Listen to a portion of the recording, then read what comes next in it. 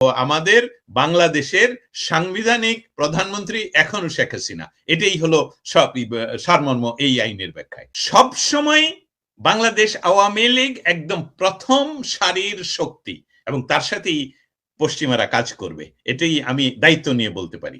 প্রেক্ষাপটটা তুলে ধরি, 2024-এর জুলাই আন্দোলনের সময় আমি স্টেট ডিপার্টমেন্টে, আমার ধারণায় 19শে জুলাই অথবা 21শে জুলাই, যখন ম্যাথিউ মিলার অন্য একজনের প্রশ্নে উনি নিজেই অনেক লম্বা করে উত্তর দিতে দিতে সর্বশেষ উনি বললেন যে আমার কাছে সর্বশেষ সংবাদ হলো ঢাকায় 2 জন ছাত্র নিহত হয়েছে। আমি তৎক্ষণাৎ বলি যে সম্পূরক প্রশ্ন, এবং আমি দাঁড়িয়ে যাই, আমাকে যেহেতু দেওয়া হচ্ছে না, দাঁড়িয়ে গিয়ে বলি যে আমি ঢাকার সাথে এই মুহূর্তে যুক্ত, ঢাকায় এখনো পর্যন্ত পুলিশ বা অন্য কোনো ভাবেই বাংলাদেশে এই মুহূর্তে একজনেরও মৃত্যু হয়নি, আপনি এটা জানলেন কি করে? হ্যাঁ, উনি বললেন যে আমি এটা নিয়ে নিলাম, আমি পরবর্তীতে উত্তর দিব।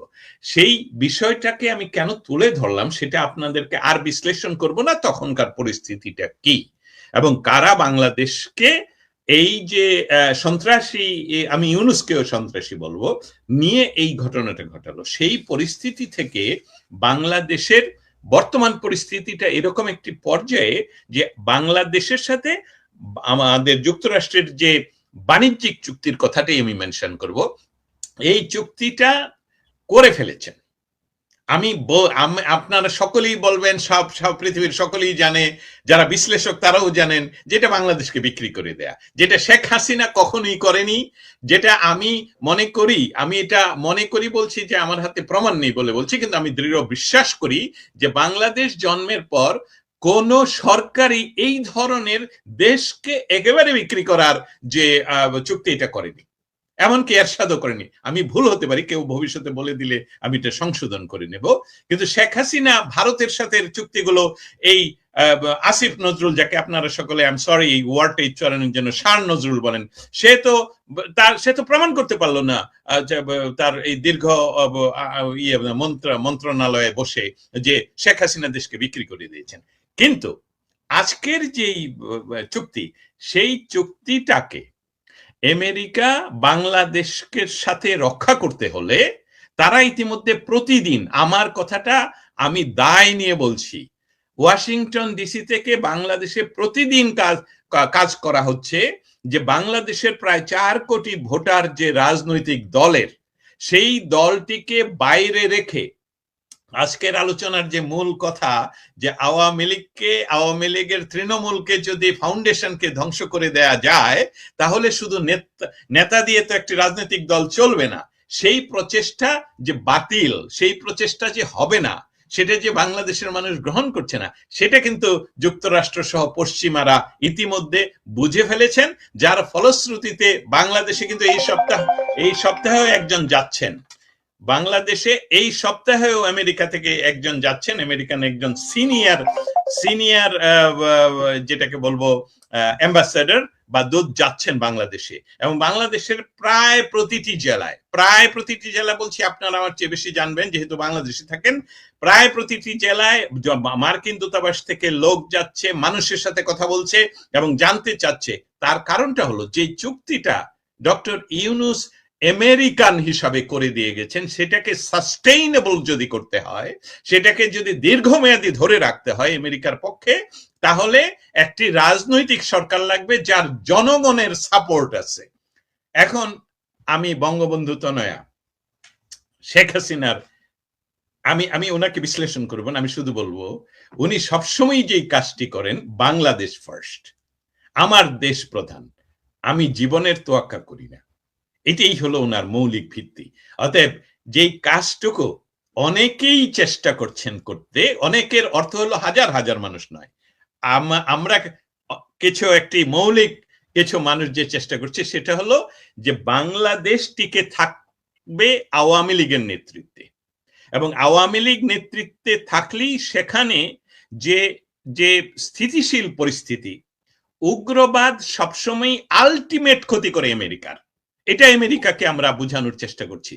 একটি উগ্রবাদী রাষ্ট্র তারা সেখানে সবসময় আলটিমেট শত্রু, তাদের প্রধান এবং শেষ শত্রুটাই হলো আমেরিকা। একজন উগ্রবাদী সে আমেরিকার ভিসা পাওয়ার জন্য আল্লাহর দরবারে মুনাজাত করেন, সে ভিসা পাওয়ার পরে আল্লাহর কাছে শুকরিয়া করেন, সে ভিসা নিয়ে আমেরিকাতে, উগ্রবাদীর কথা বলছি আমি আমি আমি কিন্তু কোনো ধর্মের নাম বলিনি, সেখানে সে আমেরিকাতে ঢোকার পর আবার সৃষ্টিকর্তাকে বলেন যে এই দেশটাকে তুমি ধ্বংস করে দাও। এটা আমেরিকা ভালো করে জানে, এবং সেটার জন্য বাংলাদেশের রাজনৈতিক যে ফ্যাব্রিক, বাংলাদেশের রাজনৈতিক ফ্যাব্রিককে সবসময় বাংলাদেশ আওয়ামী লীগ একদম প্রথম সারির শক্তি, এবং তার সাথেই পশ্চিমারা কাজ করবে, এটাই আমি দায়িত্ব নিয়ে বলতে পারি। আপনার দর্শক শ্রোতাদেরকে অসংখ্য ধন্যবাদ জানাচ্ছি আমাদেরকে শোনার জন্য, প্রশ্ন করার জন্য।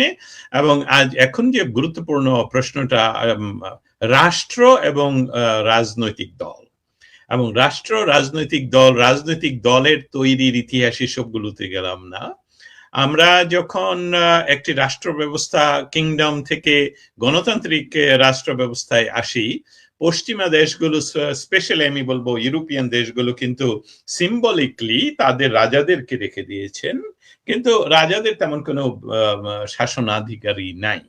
আমাদের ওই দেশগুলো আসলে পরিচালনা করে রাষ্ট্রের যে কাঠামো, স্বাধীন কাঠামো, সেসবগুলোই পরিচালনা করে। সেই কাঠামোতে যারা পরিচালনার জন্য যে হিউম্যান এন্টিটি যুক্ত হয়, তারা হয়ে আসে নির্বাচিত, জনগণ দ্বারা নির্বাচিত। সেই নির্বাচনের জন্য রাজনৈতিক দলগুলো গেম খেলেটা কি, তারা ম্যানিফেস্টো, তারা কি করবে, তারা ক্ষমতায় আসলে তারা জনগণকে কি দিবে। একজন ব্যক্তি ও বলতে পারে যে আমি আমার এলাকায় এই কাজটুকু করতে পারবো, আমি আপনাদেরকে প্রতিশ্রুতি দিচ্ছি। রাজনৈতিক দল প্রতিশ্রুতি দেয় সার্বিকভাবে দেশের কি উন্নয়ন করবে আগামী 5 বছর তারা, বা 4 বছর তারা ক্ষমতায় থাকলে। সেটা এসে তারা যখন সেই রাষ্ট্রের সেই প্রতিষ্ঠানগুলোর প্রধান হয়ে বসেন, তখন কিন্তু সে আর রাজনৈতিক দলের হয়ে বসেন না, বসেন সমগ্র দেশের পরিচালক হিসাবে। এবং সেটাই রাষ্ট্রের সুষম পরিচালনার পদ্ধতি এখনো পর্যন্ত যেটা চলছে। রাষ্ট্র আমাদের মানুষের মতন বলুন বা উদ্ভিদের মতন বলুন, রাষ্ট্র জীবিত, চলমান। এটা আজকে যে রাষ্ট্র ব্যবস্থা, এটা আগামীকাল নাও থাকতে পারে, নতুন রাষ্ট্র ব্যবস্থা আসবে সেই সময়ের মানুষের সাথে আরো অগ্রাধিকার ভিত্তিতে।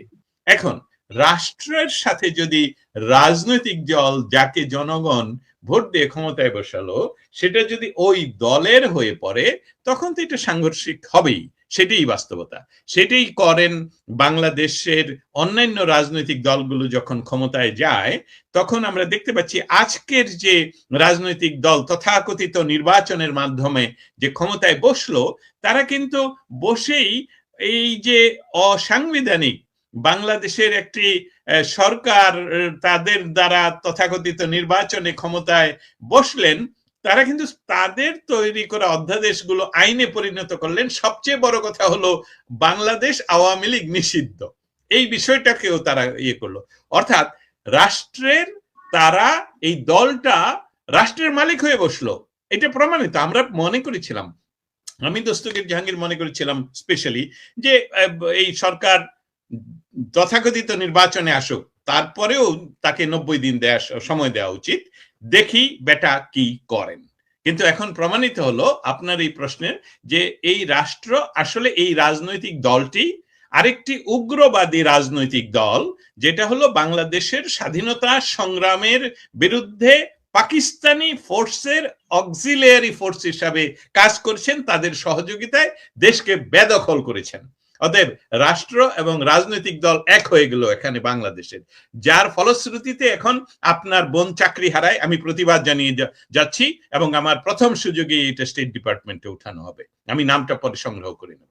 তার পরবর্তীতে, এবং দাবি জানাচ্ছি যে আমার দায় আমার সন্তানও নেওয়া উচিত তো না। এটা কোনো আইনের, পৃথিবীতে 3টি আইনের কালচার রয়েছে, একটি হলো কমন ল কালচার, একটি হলো সিভিল সিস্টেম অফ ল, আর একটা হলো শরিয়া।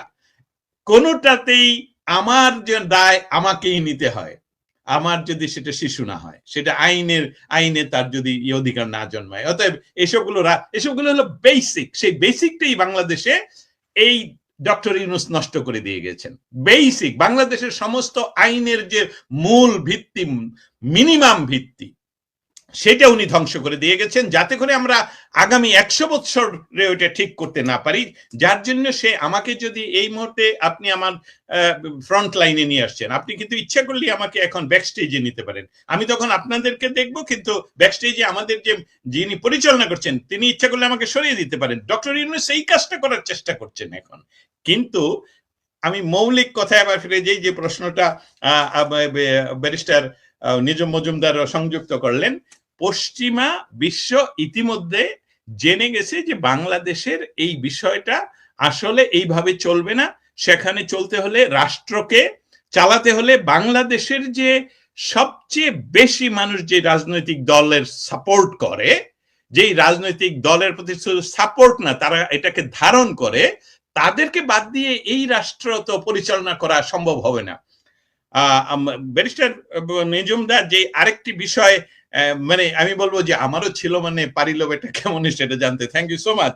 ইরান, আরেকটি ইরান কি পৃথিবী করতে অ্যাফোর্ড করতে পারবে কিনা, সেইটা ছিল আসলেই ইউএস এম্বাসির মাথা ব্যথা। কারণ যেই ছেলেদেরকে এখনো আমরা করছি, তারা যাদের হয়ে কাজটুকু করছে, এমনকি এখানে মাইকেল রুবিন ন্যাশনাল প্রেস ক্লাবে আমার আয়োজিত একটা সেমিনারে উনি বলেছেন যে আমি ওয়াশিংটন ডিসিতে বারবার তুলে ধরছি যে আপনারা যেটা করতে যাচ্ছেন, যে জামাতকে ওখানে বসাতে যাচ্ছেন, ও তো সন্ত্রাসী দল।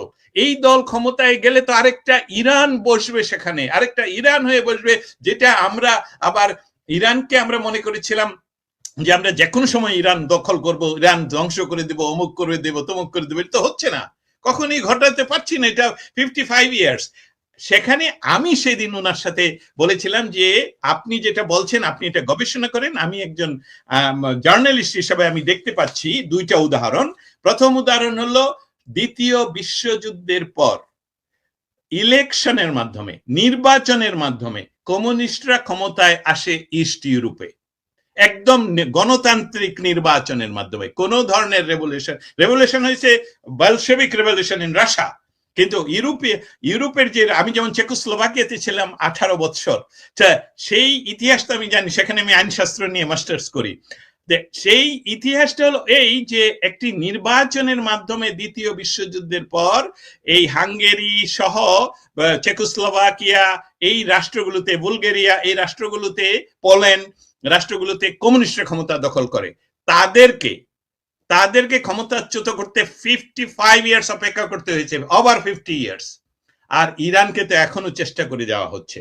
অতএব এই জামাতকে যদি তারা সেদিন ভুলেও ক্ষমতায় বসাতে পারত বলবো, কারণ সেখানে বাংলাদেশ আওয়ামী লীগের ডিপ্লোমেসি আই স্যালুট, যে আওয়ামী লীগ এবং আন্তর্জাতিক অনেক প্লেয়ারের কারণেই জামাত ক্ষমতায় আসতে পারেনি।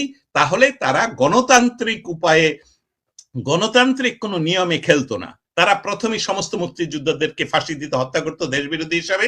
তারা আমাদের মতন মানুষদেরকে হয় দেশের এই যে আপনার বোনের যেরকম এখন তারা চাকরি খেয়ে ফেলছে, আমার বাড়ি ঘর পুড়িয়ে দিত, হত্যা করতো মজুমদারের সমস্ত জাতি গোষ্ঠীকে, এবং তারা 50 থেকে 100 বছরের পরিকল্পনায় থাকতো তথাকথিত ইসলামের নামে, তাদের ইসলামের নামে, রিয়েল ইসলামের নামে নয়। অতএব রাষ্ট্র এবং রাজনৈতিক দল, সেটা সম্পূর্ণভাবে আমাদের লক্ষ্য রাখতে হবে ইউরোপকে, এবং অবশ্যই আমরা আমাদের পার্শ্ববর্তী, আমাদের পরীক্ষিত বন্ধু রাষ্ট্র ভারতকেও আমাদের লক্ষ্য রাখতে হবে। পৃথিবীর সর্ববৃহৎ গণতান্ত্রিক দল, সেখানেও রাষ্ট্র এবং রাজনৈতিক দল সম্পূর্ণ আলাদাভাবে কাজ করছে। ঠিক একইভাবে আমরা আমাদের দেশকে আমরা বিশ্বাস করছি। যে কথাটা বলে আমি আসলে শেষ করতে চাই, আমি আসলে এটা আসলেই বলতে চাই, সেটা হলো একটি গণতান্ত্রিক রাষ্ট্রের অপরাধীর আসলে বিচার হওয়া উচিত এবং হতে হবে। কিন্তু রাজনৈতিক পরিচয় মাত্রই যে অপরাধী প্রমাণিত, এটা সঠিক নয়। এটা অকার্যকর রাষ্ট্রের একটি চিহ্ন বয়ে বেড়াচ্ছে বাংলাদেশ।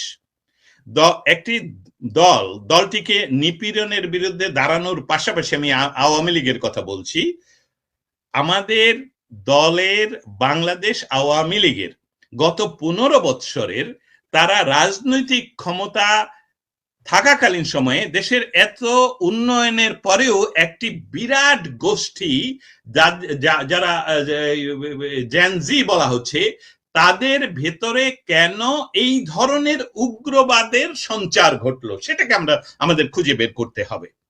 তার সাথে সাথে এই মুহূর্তে বাংলাদেশের সমস্ত জনগণের উপর যে অত্যাচার, অনাচার এবং নিপীড়ন করা হচ্ছে সেটার প্রতিবাদ প্রতিনিয়ত করতে হবে।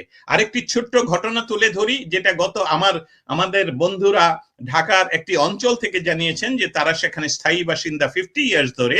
50 ইয়ার্সে তাদের ঘটেনি যে কন্টিনিউয়াসলি হোল ডে তাদের গ্যাস থাকে না, একদম গ্যাস বন্ধ। রাত্র 2টা থেকে বা রাত্র 1টা থেকে সকাল 4টা পর্যন্ত ফুল গ্যাস থাকে, আবার সকাল থেকে বন্ধ হয়ে যায়। আমরা বুঝতে পারছি দেশটা বিক্রি কিভাবে হয়ে গেল, তাদের যাতে গ্যাস কিনতে হয় বাইরে থেকে। অতএব এই হলো বর্তমান পরিস্থিতি, সেটার প্রতিবাদ করতে হবে রাজনৈতিক সংগঠনকে। আওয়ামী লীগকে নিষিদ্ধ করা যায় আইন করে, বহুবার করা হয়েছে, কিন্তু আওয়ামী লীগকে ধ্বংস করা যায় না এবং ধ্বংস হচ্ছে না। জয় বাংলা, জয় বঙ্গবন্ধু।